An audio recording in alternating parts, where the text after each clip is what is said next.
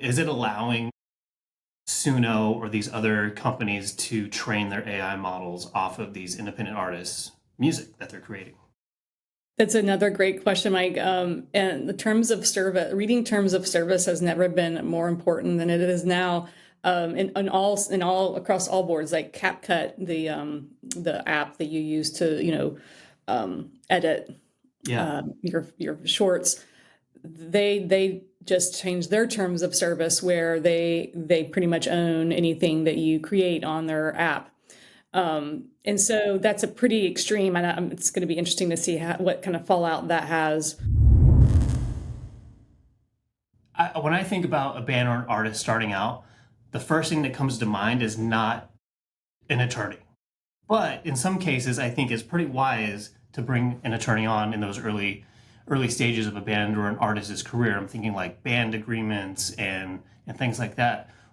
In your opinion, when is the right time an artist or a band should talk to an entertainment attorney? Great question, and thanks, Mike, for having me on your podcast. Glad to have you. Big fan of music, Nashville, podcasting, all of the above. So it looks like you got some good albums behind you as well. Yeah. To answer your question, definitely when there starts to be paper involved, but more importantly, when there needs to be paper involved, which usually with music is when a collaboration begins to set in, whether that's vocal collaboration, music collaboration, or definitely songwriting collaboration. All collaborations start out with good brainstorming and creative sessions, and you don't know if you have anything yet that's going to be worthwhile, perhaps. And yet it's like, and you don't want to start introducing like, oh, let's sign this agreement. That kind of takes the fun out of it, so to speak. I'm putting myself in an artist's shoes. And yet there's a point in which it's very important.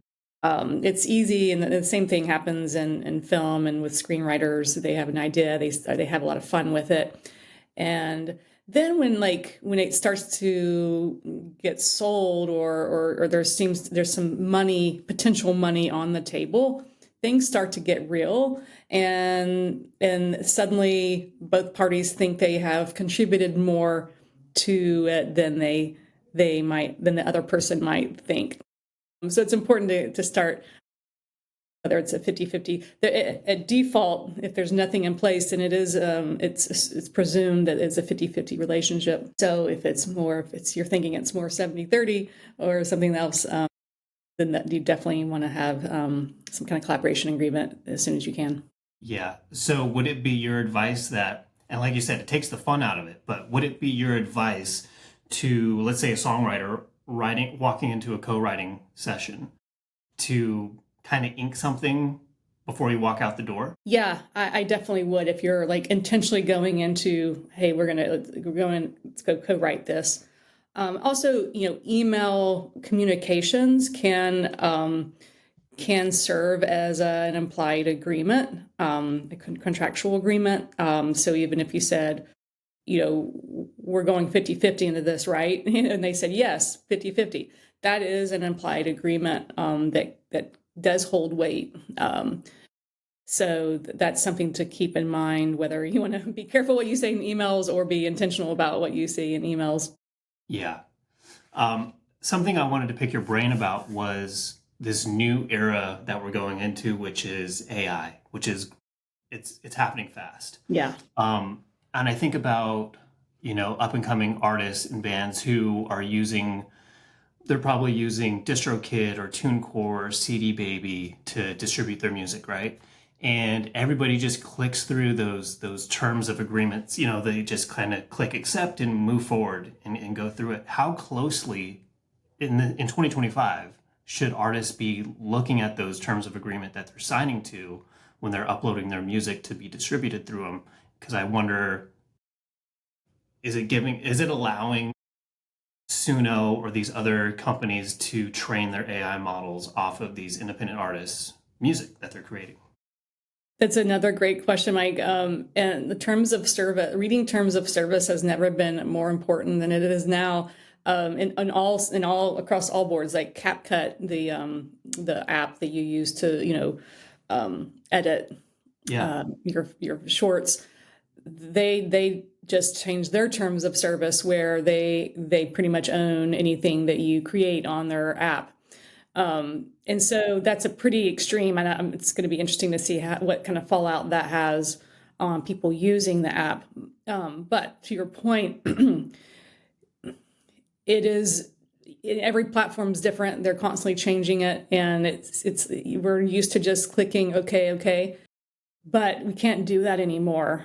But what's important about the AI, excuse me, the AI conversation is the copyrightability of whatever you're creating, if you're using AI. So the music industry revolves around copyright law.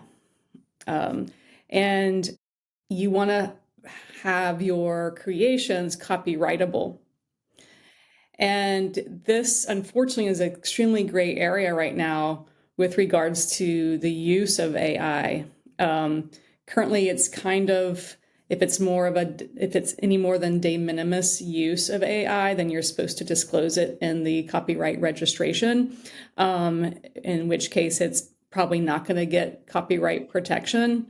In which case, if it's something that you created that uses AI, then your song isn't copyrightable, and therefore anybody can presumably use it. So there's two ways of looking at AI. It's like people stealing my stuff and me stealing other people's stuff. And at the end of the day, you want to make sure whatever you create will pass copyright law, unless you're just putting something out there just for fun, and you can, kind of an open source type thing that anybody can use it if you want them to. So it's a really sticky area right now. Yeah, and also it's not like, going back to the example of an artist using DistroKid or whichever service they want to use to distribute their music. It's not like they have negotiation power, Right. to, go back on some things. But I mean, I think it would be wise, and tell me if I'm wrong, but maybe just copy and paste the terms of service, paste it into ChatGPT so it can at least educate you on what you're signing. That's a great idea. Yeah. Hey, use AI to get exactly. Yeah. Yeah. Yeah. It's a wild time, and I feel like every week it's just like growing exponentially, and it's getting crazy. And hopefully, some policies will pass and some regulation will happen to kind of safeguard the artists and the copyrights specifically. Yeah. Yeah. Is there any other areas in terms of AI that artists should be, or creators in general, should be concerned with IP and copyrights and where this is all going? Well, I think, again, you made a really good point whereas there isn't a lot of leveraging power, there are a lot of competing distribution platforms now. And so I think if you're shopping around between them, I think I love your idea of copy pasting the terms and just seeing what you're agreeing to and how it's different. And of course, how their payout, all the details, the devil's in the details. Yeah. And so really doing the homework, and but there are a lot of nice options now to choose from. Yeah, and I guess what you could do is you could copy and paste the terms of service from all these distribution companies, put them into Chat GPT or whichever model you like to use, and then have it educate you on what's going on, and ask it which one favors me as the creator most, and maybe that'll help. Yeah. I don't know. It's worth a shot. Maybe I need to do this for a blog post or something. Yeah. Let's talk a little bit about label deals. Are you seeing anything changing in the past couple of years with label deals? Are we still kind of doing 360 things? What are you seeing on the label side? Wow. The label deals, are just not what they used to be, which is pushing more artists into the indie space, for better, for worse. And with ownership being a bigger consideration or more than ever. But yeah, the 360 deals seem to be the preeminent, and really it does come down to leverage as far as your negotiating power. But yeah, I would be on the lookout if you do get a label agreement for that 360 language, and making sure that what you're agreeing to, especially with with entertainment. I work in the entertainment space and film and books and podcasting and all in all sectors. Now more than ever, there's so much crossover of talent of you're a musician, but you're in a film, and you're a stunt person, and you're writing a book. And so you are potentially getting a lot of income from a lot of different sources. And so if you're one of those people, kind of a multi-hyphenate entertainer, then those 360 deals, you got to be really careful about what you might be signing, especially if you already have an established career, let's say as an actor or in some other medium, that you've already established yourself in your reputation, and therefore you're only losing by giving them percentage. They're not creating, helping establish your career to where they kind of deserve that percentage, so to speak. So it really is looking at it on a person by person basis as to if that's a good idea to sign or not. Yeah. And what are you seeing in the sector of like master ownership? Let's say the deal, it encompasses like, we are gonna give an advance for you guys to record your album, and what is it looking like with how many years typically are we seeing labels still own masters? Well, yeah, everyone wants to be Taylor Swift and get their masters back. But again, that goes to your leveraging power, right? The bigger the name, the more negotiating power you're going to have with that. So it goes anywhere from 0 to whatever the copyright law has it being. There is just no real standard anymore for any deal. And that's good news and bad news. Again. Yeah, exactly. I mean, it is the good news, bad news. Like, anything's possible, and yet anything's possible as far as a bad deal.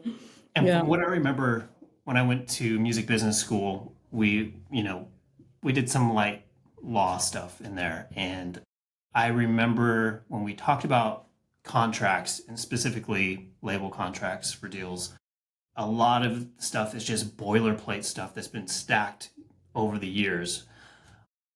Are you seeing anything sliding in regards to AI and their ability to let AI models train on these copyrights? Well, in most agreements, they pass the burden onto the artist to indemnify when it comes to any infringement. And so it really, at the end of the day, is up to the artist to make sure their music's clean. As far as you're asking of whether there's something in the contract that allows the other party to use it in AI? Yeah, letting the label use it to, if they make a deal with Suno or whatever, to train their AI model off of this artist's material. Gotcha. Yeah. Yeah, the AI provisions are slowly creeping into like I said, entertainment side as well, and it's been slower than the changes in the technology has been. Let's just put it that way. Of course. But you're making such a good point, and I want to make the point that is why you need an attorney. And so if that's a super important thing for you, then your attorney most likely is going to have to add that into the contract to protect you, so that, or they might say, no, that's not possible. All of our work is being fed to an AI machine by license, and you're in it or you're not. But it's good to know that. but you can, have your attorney add that language into the contract, saying that, there's nothing, that my work cannot be used. And it goes to, part of that is the ownership, which is a big topic now. And that's a big reason why artists are going the indie route and not the label route, so that they can maintain ownership of their work and they can control those aspects that you're referring to.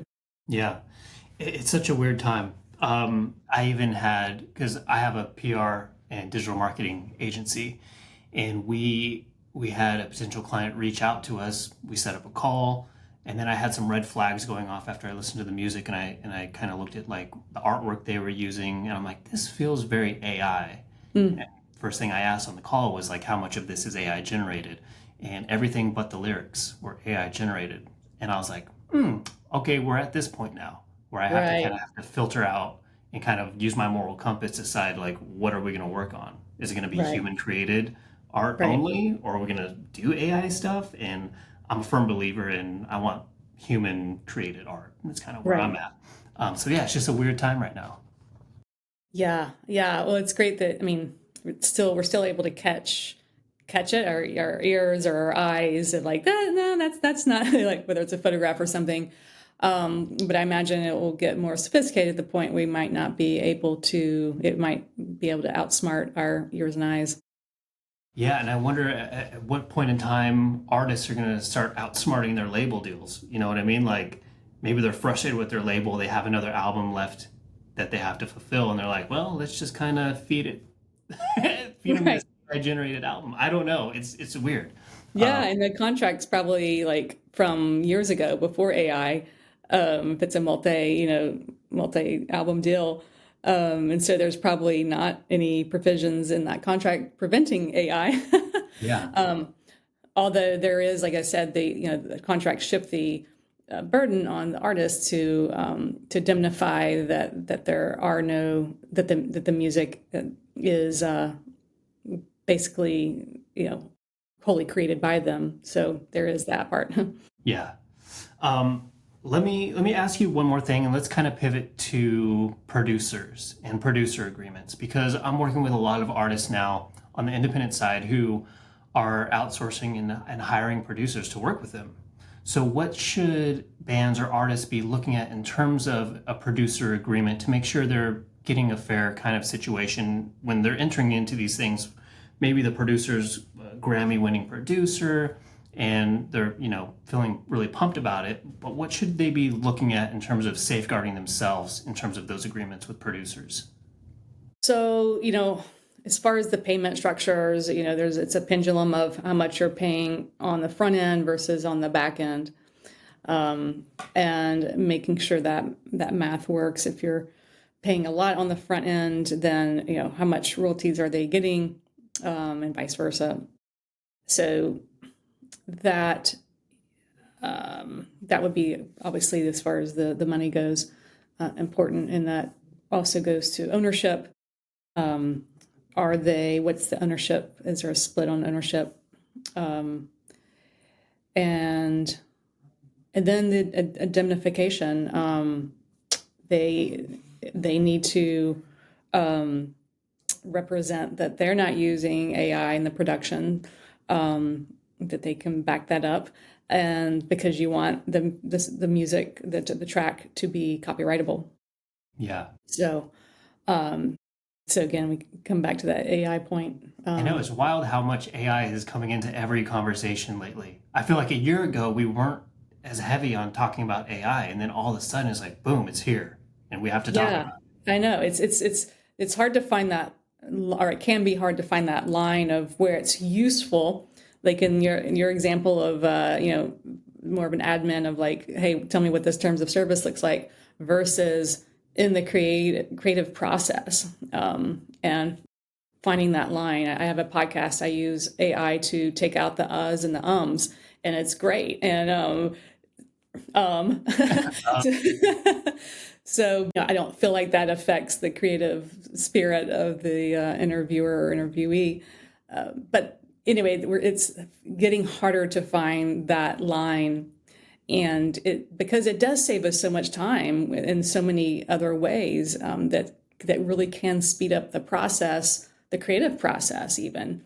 Yeah. So I think that's where we're, even in our, with good conscience, it's difficult to find that line at times. And going back to the producer situation, I've never really thought about it, but is it common for producers to retain some sort of ownership or are they traditionally hired guns?